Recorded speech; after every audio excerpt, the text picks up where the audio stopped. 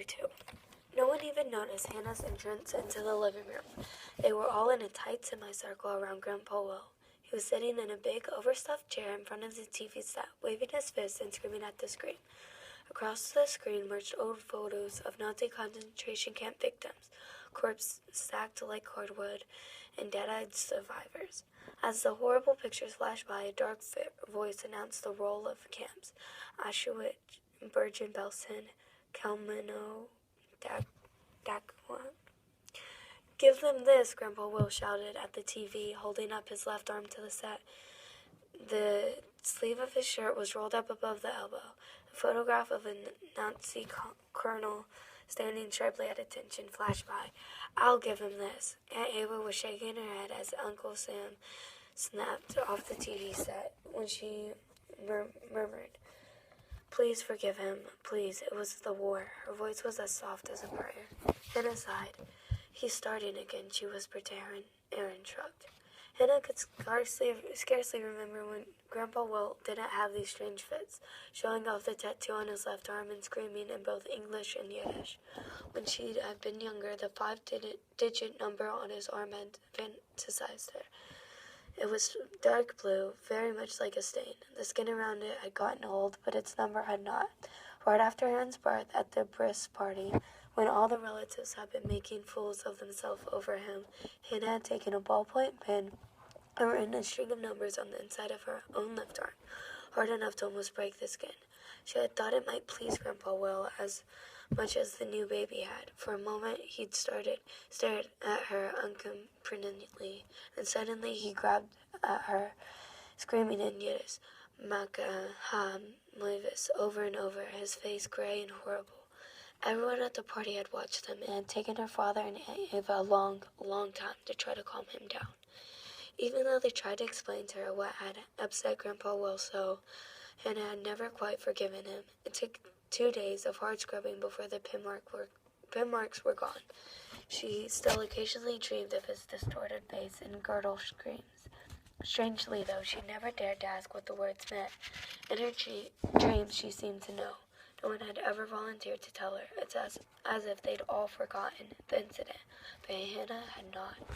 "Mama," Hannah said when the TV was turned off, and a calm restored at last to the room, "why does he bother with it? It's all in the past. There aren't any concentration camps now. Why bring it up? It's embarrassing. I don't want any of my friends to meet him. What if he shouts at them or does something else crazy?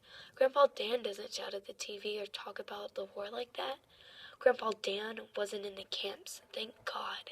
He was born in America, just like you. That's because my family came over to this country in the early 1900s. Second class, not steerage." She got that faraway look as that signaled she was about to recite another part of the family saga. Hannah knew there was only one escape. "I think I'll help Aunt Ava in the kitchen," she said quickly, and ran from the room before her mother could continue. Although it was Grandma Belle's place to light the candles in her own home, over the years it had become a family tradition to let Aunt Ava do it. Compensation for not having a house or family of her own. Aunt Ava could have been married, not once, but 3 different times, even though, as Hannah's mother had pointed out, she was no great beauty. Aunt Ava had preferred living with her brother Will and his wife and helping them raise Hannah's father when Belle was away at work. Why did she do it? Hannah had often asked. Because she wanted to was the only answer her father had ever given.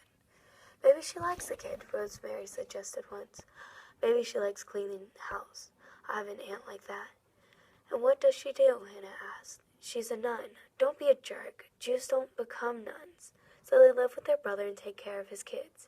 "His kids," Hannah said. My father's an only child." But none of the answers satisfied Hannah's need for romance and a perfect story. Still, she eventually stopped asking the questions, and the only issue she ever brought up with Aunt Ava herself had to do with the everyday things, like how many teaspoons of sugar went into a glass of iced tea, or what to stain an old leather skirt, or how to knit a scarf, or to make potato soup, or where to find an old-fashioned shoes for the school play. And Ava had always had the answers to those sorts of things. When Hannah had been younger, Aunt Ava's answers had seemed magical, but as Hannah got older, the magic disappeared, leaving Aunt Ava a very ordinary person. Hannah hated it was so. She would push the thought away. Still, when Aunt Ava lit the holiday candles, broad hands encircling the light, her plain face with its deep-set coffee-colored eyes took on a kind of beauty. The flickering flame made her look almost young. Watching Aunt Ava say the prayers over the candle was a moment in all the family gatherings that Hannah had always found special. It was as if her aunt shared a particular bond with those times, as if the magic was still, somehow, alive. A yardstick for all the beloved dead, a grace for all the beloved living. Aunt Ava always whispered to Hannah before reciting the Hebrew prayers. Hannah whispered along with her. Even Aaron tried to get in on the act, but he mumbled the words in a full beat behind. Annoyed, Hannah poked him in the side, but he shifted away. In frustration, she caught a fleshy part of his upper arm between her fingers and pinched. She cried out, "Hannah!" her father said sharply. Hannah felt her face grow red, and she looked down at her plate.